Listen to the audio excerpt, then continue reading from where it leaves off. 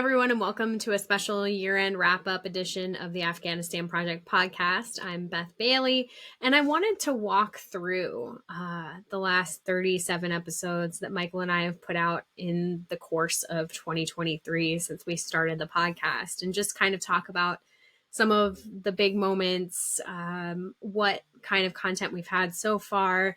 For anyone who has recently started following and wants to know basically some of the things that we've been covering and might want to go back and revisit episodes. We are going to have a pause here briefly between the end of 2023 and the start of 2024, just to set up more interviews, find more great content to bring out. And I wanted to just take a look at what 2023 has brought. And so to start with, we've had 48 guests on in the course of those 37 episodes, and it has been an absolute honor and privilege to sit across from all of them and listen to their stories and what they're doing for Afghans, what they've done for Afghanistan, and what they're hoping to do in the future. So I wanted to talk through the kinds of content that we've had. First off, I think our largest number of guests have been veterans involved or service members involved in advocacy for Afghans. And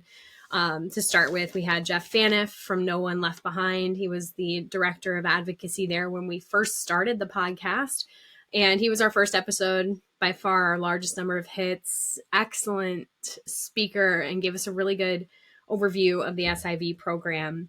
Then we had Brian Stern with Project Dynamo talking about his efforts to get people out of Afghanistan in the aftermath, and I believe in the midst of the Taliban takeover as well. And interestingly, Brian called in from Ukraine, and his efforts had continued there. And from what I've seen, it's not in our episode because our episode took place long before the tragedy that's unfolding right now between Israel and Gaza, but Brian is involved in efforts there as well to help humans caught up in the midst of tragedy.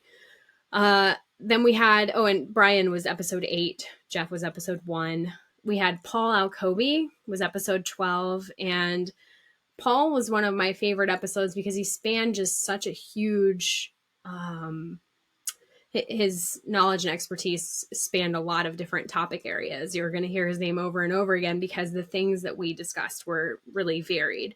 And so Paul had been part of efforts to get people out of Afghanistan during the withdrawal.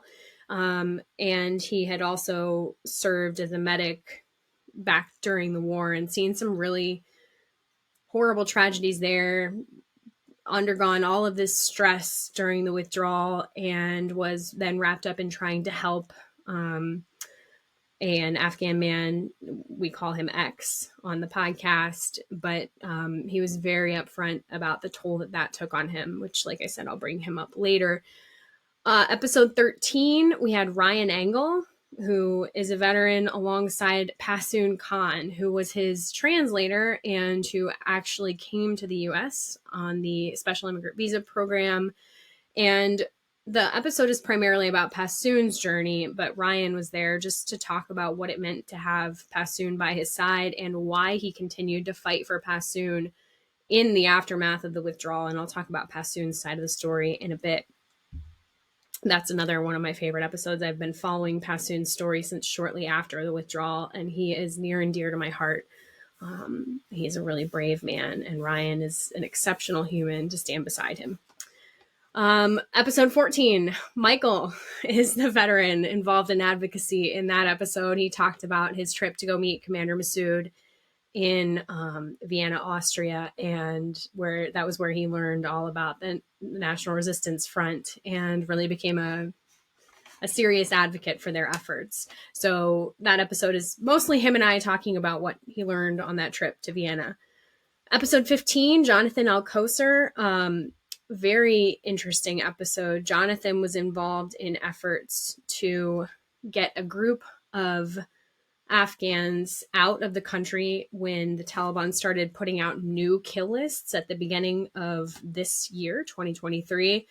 And unfortunately, some really tragic events unfolded after that occurred. They were these refugees were not permitted to go into, I believe it was South Africa, and they got stuck and really poorly treated in Zimbabwe for some time. So he talked about that whole struggle, and then what happened right after the group was able to get out of Zimbabwe and get to a safe place. That story has unfortunately unfolded in even more tragic ways since our episode. I'm not sure if I can discuss them here, but I'll have to ask Jonathan if he wants to come on for an update.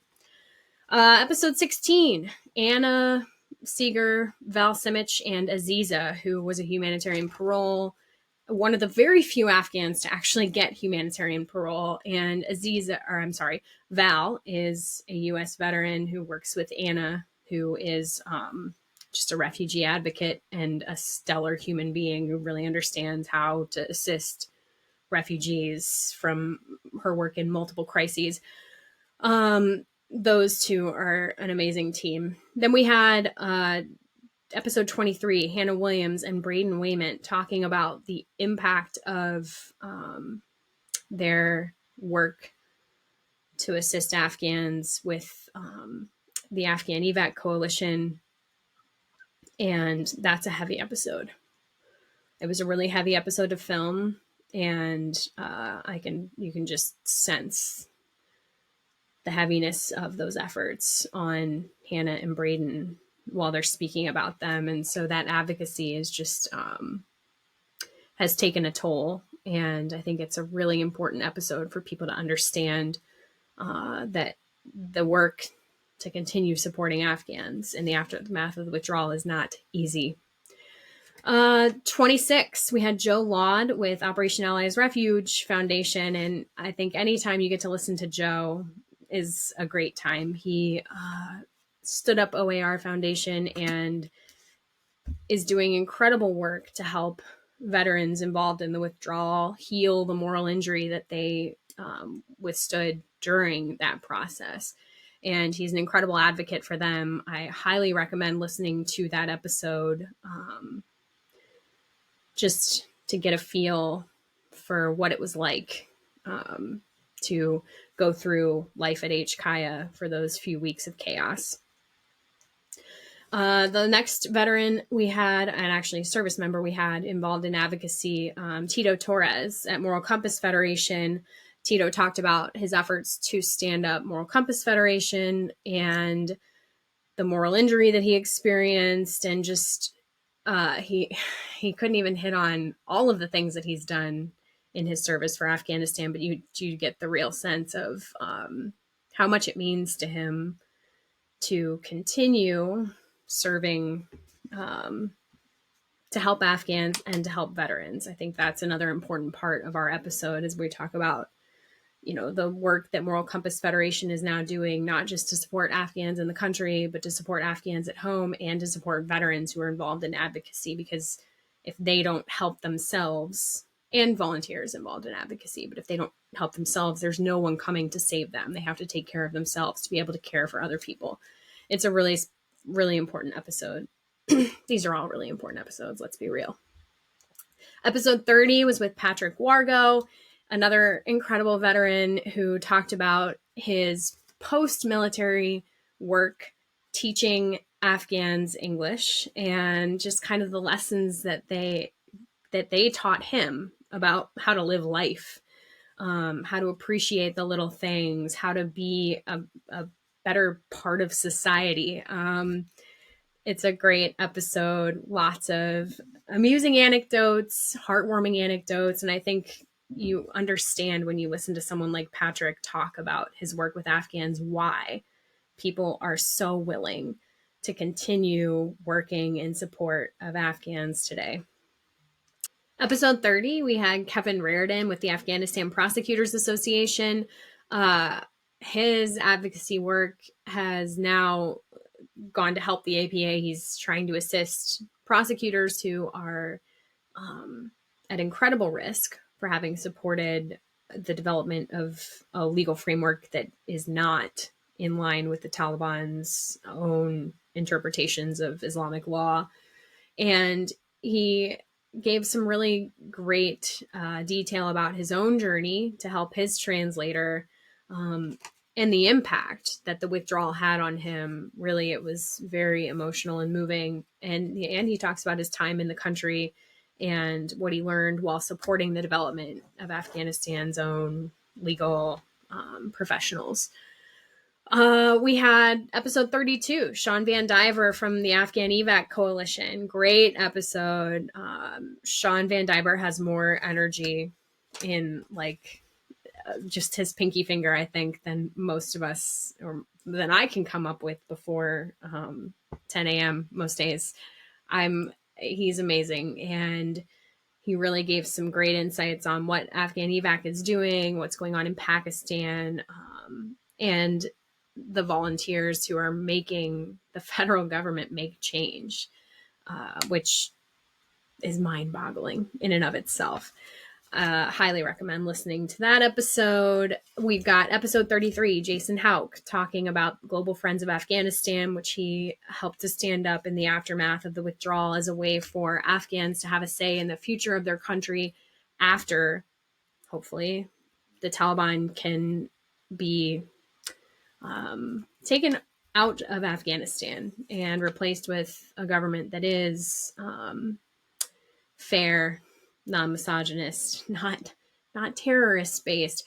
Jason had just the things that Jason has done in his career are incredible to me. And I just recommend that you listen to it, because I was geeking out on listening to him talk about the range of things he saw during his military career, starting in 2002 in Afghanistan, trying to stand up the Afghan National Army at a time when the country was just really still struggling to come out of the Taliban era, up to working on reconciliation efforts. He has seen so many things, working as McChrystal's aide de camp. I'm sure it reads in that episode, but I was fangirling hard. That was the era that I was so involved in, and it was really neat to hear about it from his point of view. Our last veteran episode, unless I'm missing someone, is our most recent episode, Andy Sullivan, who is the new director of advocacy for No One Left Behind. So it's kind of neat to come full circle there, from Jeff Faniff to Andy Sullivan, and just to get an update on the great work No One Left Behind is doing. So those are the veterans and service members. Like I said, that's the largest number of guests that we've had, and just great work that they're doing. We also have a lot of U.S. volunteers who were not in the military, some of whom have worked on Afghanistan for years in different capacities, and some of whom haven't. And our first volunteer was Amy Sins with Fill the Needs, episode 2. It's one of our most watched episodes as well. And there's just I know exactly why. It's because Amy has, just like Sean, so much energy and verve and love for life and what she does. And I still contend that I need to make a trip to New Orleans just to go see Amy Sins and try some of her cooking. She's a chef too. I don't think there's anything Amy Sins doesn't do well. And it's a great episode, really heartwarming. And it's just a reminder. If anybody is watching and wonders, how can I help? That's an example. Amy wasn't involved in Afghanistan for her entire life. It came across, there was something happened and she got involved, and then she just tore it up and made differences in so many human lives. So you can do it too. And highly recommend listening to that episode. It's a great one. Then we have Leslie Merriman with Our Culture is Giving, and Leslie's episode is heavy. Leslie has been involved in some really difficult work, helping Taliban rape victims, trying to get food to people when there's very little food to be had. Leslie is constantly giving of herself, and it takes a toll on her. And I think you can see that in her episode, but it's really important. I think the stories of what women have undergone under the Taliban need to be told, and they're uncomfortable. But I was really appreciative that she shared those things with our listeners, and hopefully gave them an understanding of why, what we're doing here, what other people are doing here, why it's so important. Episode 5, Alexa Greenwald with Uplift Afghanistan Fund. I wanted to be Alexa. There was a point at my life where I would have given anything to be exactly where Alexa is, just doing the work overseas to make the world better for other people. And she lives it. And the episode is amazing. I wish I could do what she does. She's really incredible. We need to have her come on and give an update, because really, I'm sure that a lot of what is happening now is affecting her work. So Alexa, if you're listening, come do an update with us. Episode 7, Lark Escobar. Lark is just an amazing advocate, tireless advocate for Afghans. She's been helping with Afghan evac efforts, purely, I don't know how she does it all, but she does. And she has an encyclopedic knowledge of the things that she talks about. So if you want to understand the processes of how certain individuals came to be in our pipeline to come here, working to get certifications in the US, etc., like, listen to that episode. You will come away with lots of knowledge. Let's see. Next, we had episode 16, which I talked about before, with Anna, Val, and Aziza. As I said, Anna is a civilian volunteer. She just has been working on refugee issues forever, and she has become really an expert in helping Afghans. And so with Val, they've been an amazing team. And that's actually not their only episode. There's another with Anna and Val, and this should be on there too. Anna, Val, Sayed, and Afzal. That's episode 27. And that one, so with Aziza, they're talking about humanitarian parole and this one success that they were able to have, getting a humanitarian parole candidate to the U.S. In the other episode, they're talking about what Sayed and Afzal did to help get Afghans out during the withdrawal. Incredible episode, incredible people. Episode 25, Jill Marie Bussey with Lutheran Immigration and Refugee Services. It was our first episode about refugees in the U.S. and the hurdles that they were facing. And at the time that we filmed that episode, Afghans who came into the U.S. after the withdrawal with 2 years of parole, their parole periods were coming to a close. And so Jill Marie was here talking about how they can re-parole and all the different things that should be ongoing to help those Afghans continue to stay here legally. And it was a really great episode. I learned so much talking to Jill Marie, because I've said it before here, my focus in the beginning of this was just on Afghans who were still in Afghanistan trying to survive under the Taliban, or in Pakistan trying to get processing to commence on the U.S. refugee admissions program, or just to stay safe from people who wanted them dead in Afghanistan. So to hear about the difficulties that Afghans here in the U.S. were facing was really important for me. And if you're not familiar with that, I suggest you listen to that episode and really understand how tough it is for Afghans here. Next, we had episode 28, Mariam Atash, who talked about the Priority 1 and Priority 2 programs within the U.S. Refugee Admissions Program and what was going on there. It's a really great, thorough episode about the details of that program, the one, both, but primarily the one that gets used, which she gives great details on. Episode 34, Joan Barker. I loved that episode. It was fun to talk to Joan. Would have liked to have a beer with her afterwards, just talking about her work, teaching English and getting people out during the withdrawal, and then helping in Operation Allies Welcome to continue supporting refugees.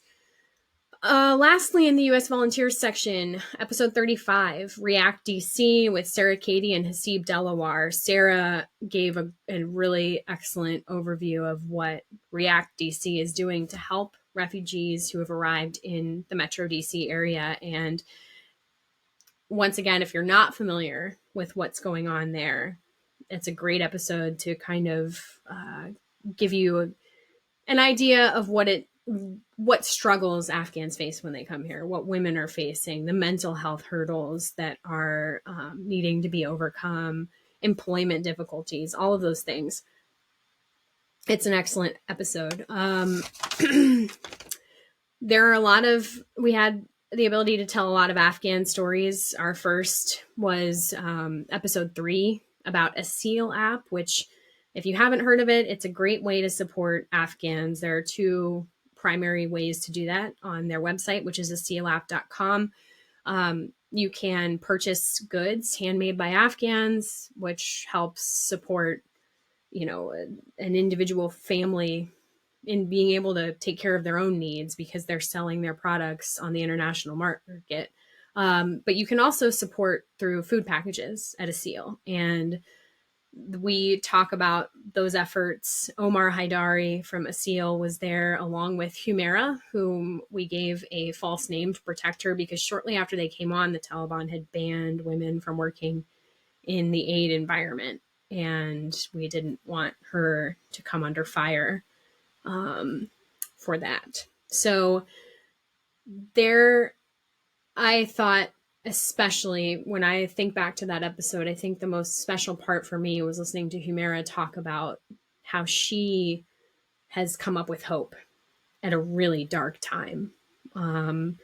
And I think if you're struggling, particularly if you're an Afghan woman feeling like there is no hope and there is no future, I suggest listening to that episode. And I think that's towards the middle/end of that episode, but it was really incredible. This young woman with just an excellent perspective that's really hard to find in a time of darkness.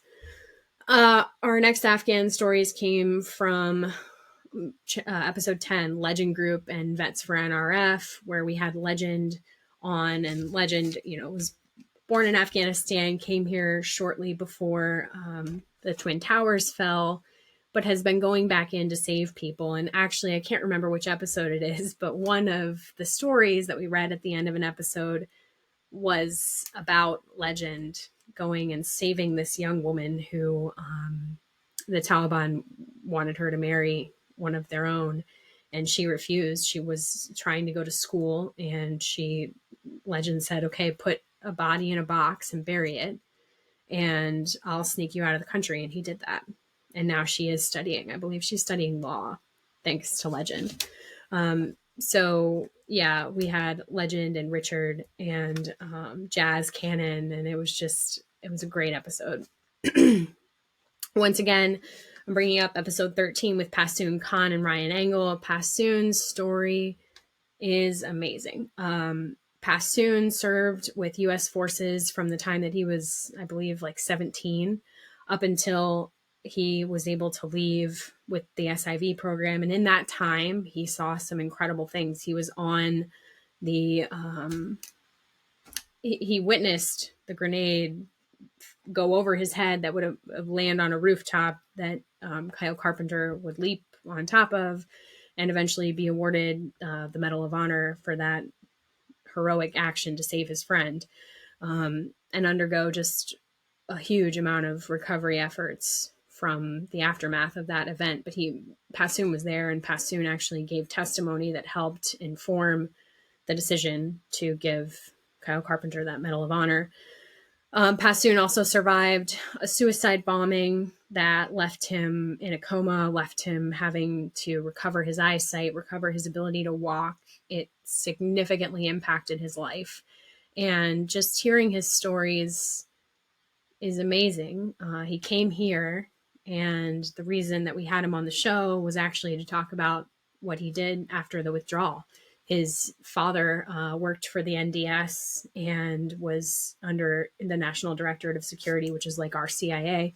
And he was terrified that he would be killed. And his father was sinking into a deep depression. And Passoon knew that something had to be done. He had been asking the State Department to evacuate his family because he is a U.S. citizen. And they wouldn't. And so Passoon flew into Afghanistan to force the State Department's hand and get his family evacuated. And his siblings were still left behind because they have to go into this 7-year waiting period, there's a 7-year wait for sibling visas for U.S. citizens. And so only his parents could come. And it was just, Passoon has gone through so much. I wish everyone would listen to that episode and understand just the level of commitment that Afghans have for their loved ones and the richness that they bring to this country because of that.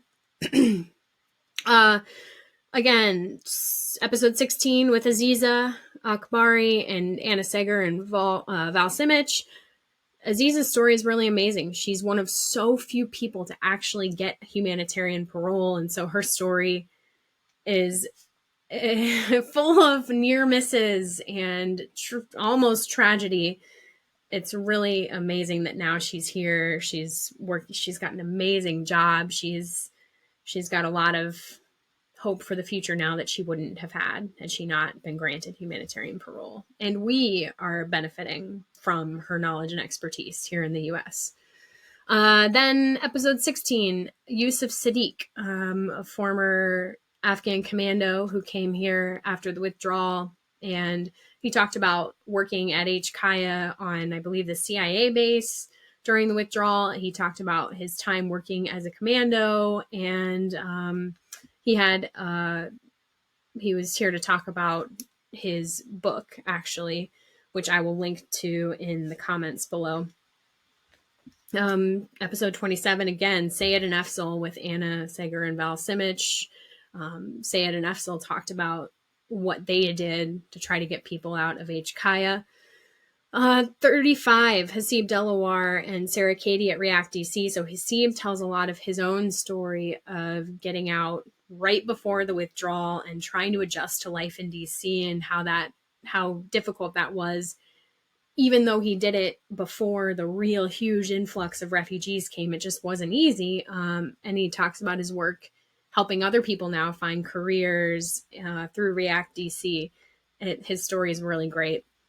We have episode 36, our final Afghan focused episode, about Colonel Parwani, who was the director of intelligence in the Afghan National Army the ANA, their Special Forces Joint Special Operations Command, JSOC.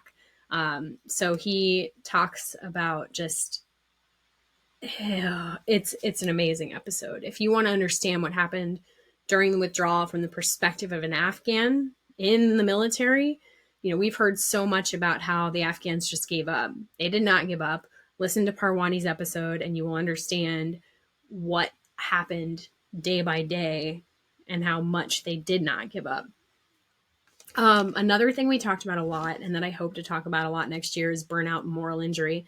I've already mentioned that in episode 4, Leslie Merriman really talks about how much she was impacted and continues to be impacted with burnout and things of that nature from the work she does supporting rape victims, supporting Afghans who are in such incredible need.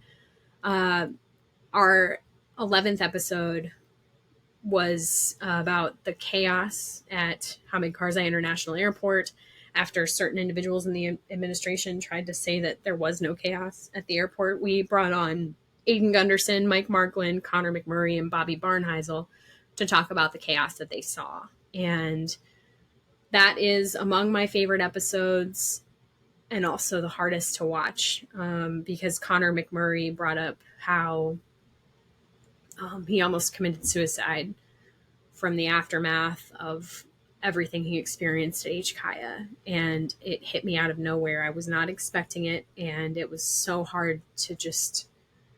I had heard all these horrible, terrible things throughout the episode and then that, and I just wanted to wrap Connor up in a hug. I think the important thing about that episode is that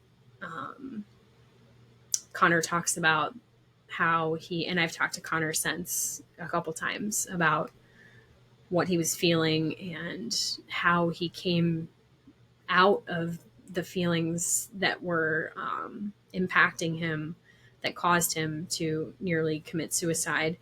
And what he mentioned is that community was so important for him. And he found that through OAR Foundation, like Joe Laud's OAR Foundation. And so that's a really important episode. If you think that HKIA was just a bunch of people on an airfield, I highly recommend that you listen to that episode, and you will have a different point of view. And the moral injury of it is so real. You can just, it's, I don't think we talk about it outright as much in that episode, but it's there, and I recommend you listen. Episode 12, I've already mentioned Paul Alcoby talks about the weight of volunteer efforts. Beautiful. He made me look at my own life in a new way when we recorded together. Episode 20, Will Selber specifically talks about moral injury, and he's done a lot of research on the topic, a lot of writing on the topic, and he talked about his own experience with it in a really moving way. And after we recorded that episode, I sat down and had some serious come to Jesus moments myself about my own experience of moral injury, and I will never be able to repay him for that opportunity to sit and talk about that really intense subject. I've mentioned before episode 23 with Hannah Williams and Braden Wayman. Moral injury is a serious topic in that episode. It is a really hard episode to listen to. Don't turn away from it just because of that. 26 with Joe Laud. Again, big on the moral injury aspect and overcoming moral injury and how does that happen. Episode 29 again with Tito Torres from Moral Compass Federation. Same thing. Talks about his own experience of moral injury and why, how he's working through it, why it's important to continue working through that pain. Episode 34 with Joan Barker. Joan has also written a lot about moral injury and has seen it in her veteran comrades. And I think that she's such a great advocate. And I hope everybody listens to that episode for that purpose too. I think we talk about moral injury towards the end of that episode. It's a great episode. We have a lot of people who came on specifically to talk about the withdrawal. So episode 6, Digital Dunkirk. I didn't put this in the veterans episode. It should be there in the episodes in that lineup. But we had Joe McNamara, Chris Davis, and Dan Gibbons on to talk about their work in the Digital Dunkirk effort during the withdrawal. Episode 11, again, the chaos episode about HKIA with Aiden and Mike and Connor and Bobby. Excellent episode about what really happened at the airfield. Episode 12 with Paul Alcoby talking about how he had high-ranking military individuals asking him for help, how he called the Pentagon and said, can you do something about this? Like, why am I, a civilian, being asked to fix this gaping wound of a problem that you guys should be in charge of? Episode 21, Bill Raggio. Anytime I get to talk to Bill Raggio is a good day. And Bill talked about that period in a really important, it was he talked about the lead up to the withdrawal and what, the Taliban, how the Taliban came to power and how he had been tracking it. Because Bill Raggio had been keeping maps of the area and Taliban control in Afghanistan for years. And as the Taliban were getting, as it was getting closer to August, the Taliban was taking more and more territory. And he was saying, while the rest of the U.S. intelligence apparatus was saying that the Afghanistan government could hold out, Bill Raggio was saying, no, that's not going to happen, and here's why. And all around the world, his maps were taking off, and the U.S. government continued to steadfastly say that no, everything was going to be fine. Highly recommend you listen to that episode. Episode 22, Will Selber talked about his own time during the withdrawal, what he did to support those efforts, which is really incredible. I'm always in awe of the people who devoted so many sleepless hours to saving human lives of people they often didn't know. And that's Will Selber's is another story of that. Episode 24, Joe Laud and Aiden Gunderson came on to talk about specifically what happened at Abbey Gate, the bombing at Abbey Gate. And it's an intense episode. I think it's the first time that I cried on the podcast, and it might still be the only time I've cried on the podcast. Please listen to it. Those guys know what they're talking about. And if you want to understand that day better, you will understand it better after listening to that. 26, Joe Laud talks about his time at HKIA during the withdrawal. Again, episode 27 with Sayed and Efsel and Anna Seger and Val Simic. They talk about the withdrawal and what Sayed and Efsel were doing to help at the time. And 36 with Colonel Parwani again, talking about everything he was doing in the days and hours leading up to the Taliban's takeover of Kabul, as police district after police district just got rolled through by the Taliban, and what he was doing at the time and his feeling of hopelessness as he had to get on a plane and leave his country. We had some amazing experts come on to talk about things that they did. I still can't believe that we had Marcella Gaviria and Martin Smith from PBS Frontline in episode 9 talking about their Taliban documentary. It was a really amazing thing to be able to have them on there. And their documentary, I think, was a fabulous explanation of how so many of these things happened. It's such a complex topic, and they did a really good job. So that's a great episode to watch. Bill Raggio. So we had Bill on twice. The episode I talked about with the withdrawal, he talked about the Taliban's slow takeover. But in episode 17, we talked more about the Taliban of today. What does it look like? What's going on with the Taliban? Bill Raggio, for those who are not weirdos obsessed with Taliban senior leadership, Bill Raggio works for the Foundation for Defense of Democracies. He has run the Long War Journal over there for some time, and just such an amazing amount of knowledge in that man. So definitely a great episode to listen to if you want to understand what the Taliban are like today, what they were like before, if they're different. I agree with Bill in his assessments of whether they are or not. We had, for episode 18, Brian Kastner, who's an investigator with Amnesty International, talking about the evidence of war crimes and crimes against humanity in Afghanistan. And Amnesty had just, at the time that we interviewed him, come out with a new amazing report with lots of evidence of just heinous actions in Panjshir, primarily by the Taliban. It's an excellent episode. So, I mean, those are the things that we've had. If you've missed anything, now you have lots of things to go back and trace down, categories of different stuff. I think I've told you most of my favorites, and everything is my favorite. Anytime I get to sit down with any guest and hear why they care about Afghanistan, it just makes me feel good. I appreciate every single one of you who listens and helps us feel like we're doing a good job getting out the word about why Afghanistan remains important, why we should continue to care about the trials that Afghans are going through.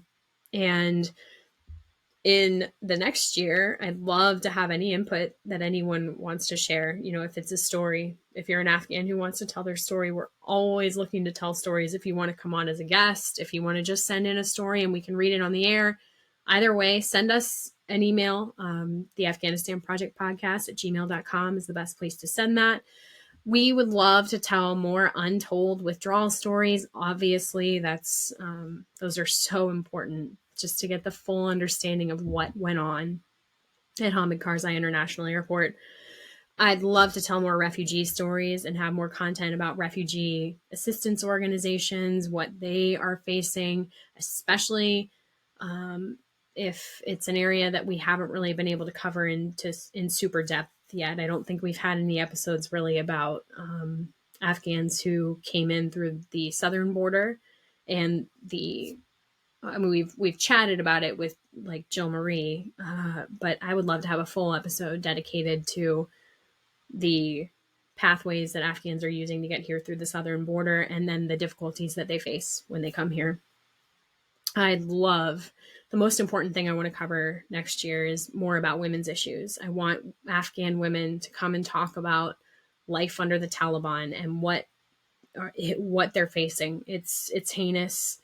And I can say it all day long. I want to hear Afghan women say it. And if you need to come on with audio only and use a fake name, I don't care. That's fine with me. We just want to hear about what life is like for you right now.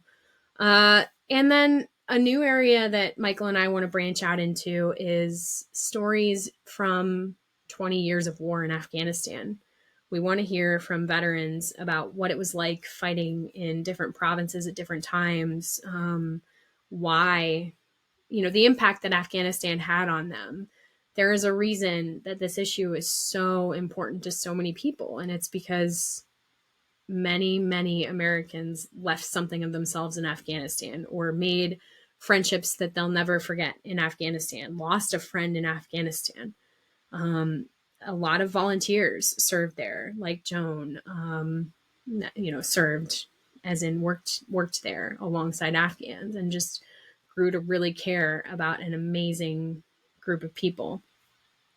So I'd love to hear more of those stories and start kind of going back into the past a little bit to understand what it was like for 20 years. So I've talked a lot more than I expected to. I thought that this might be like a 15-minute update episode. It's not.